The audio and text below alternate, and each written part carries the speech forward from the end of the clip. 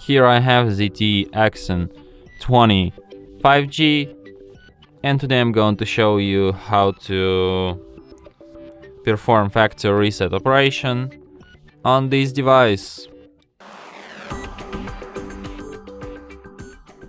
So to do this, firstly you have to open settings, then go to the system section, go to the reset options and select the last option, erase all data factory reset. Then tap erase all data and then erase everything.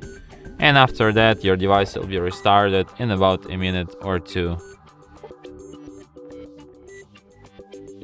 And that's it. Thanks for watching. If you find this tutorial useful, don't forget to hit that like button and subscribe to our channel.